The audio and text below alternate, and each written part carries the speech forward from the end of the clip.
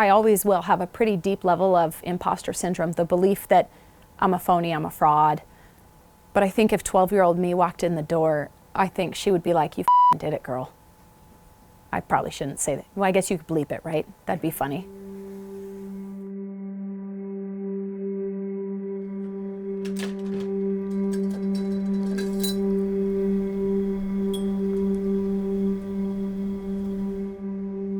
Five years ago, I'm pretty sure I thought that I wasn't going to be alive. So growing up, I went through a lot of abuse. I wasn't really loved by the people around me, and I remember my first real abuse around 3 years old, real traumatic moment. However, my last abuse that I experienced was at 38 when I experienced severe domestic violence. And I ran. I protected my kids, and I did everything necessary, and it was hard. I was asking for help.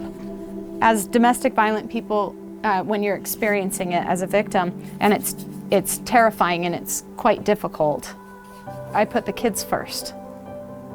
And in doing so, I put myself first, which is kind of what this whole book is doing as well. Hi, my name is Lindy, and I'm an author, illustrator, and healing advocate. Right now I'm putting in just a base layer of Freddy Frog here. He's a weightlifter and quite the gentleman.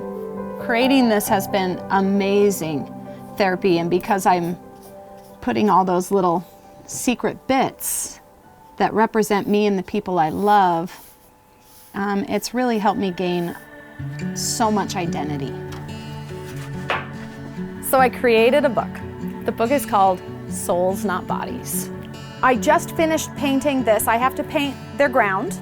So I'll go in and basically trace my entire piece one more time and get the back, and then I will seal it.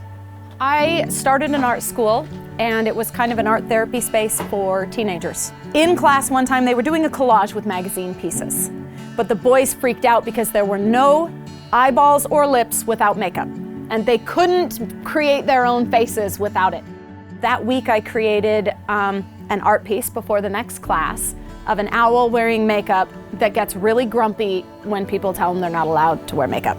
Who said that I can't wear makeup? I have makeup. I even put makeup in my mustache and beads in my hair, and what kind of a tattoo would an owl get? The moon.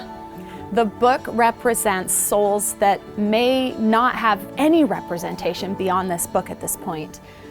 People that are cast out or picked on or bullied, or have to fight through the stereotypes all the time just to maintain dignity and confidence.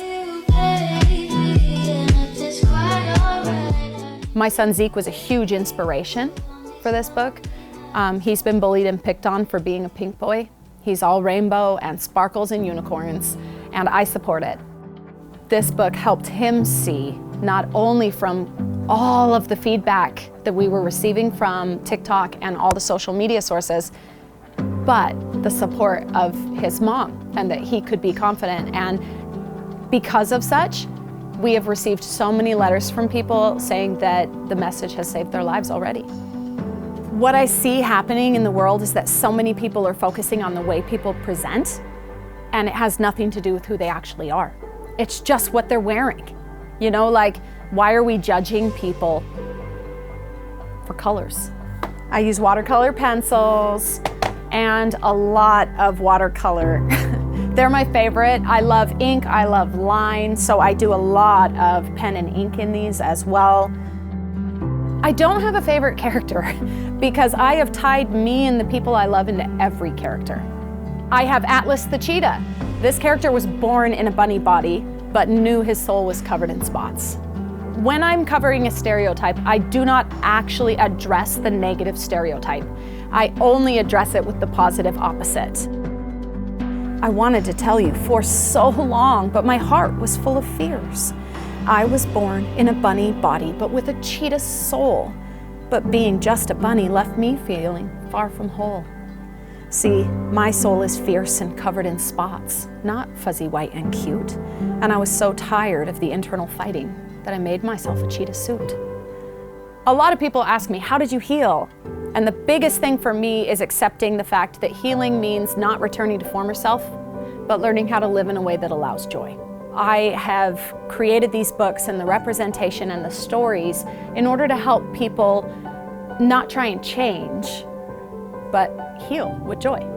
I created this illuminated border, and this is going to hold the text of every page and every poem of the characters.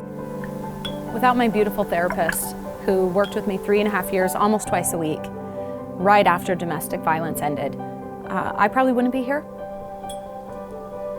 Everything I've been through has given me a Lionheart strength, and that strength I am putting out there to help other people have joy while they heal.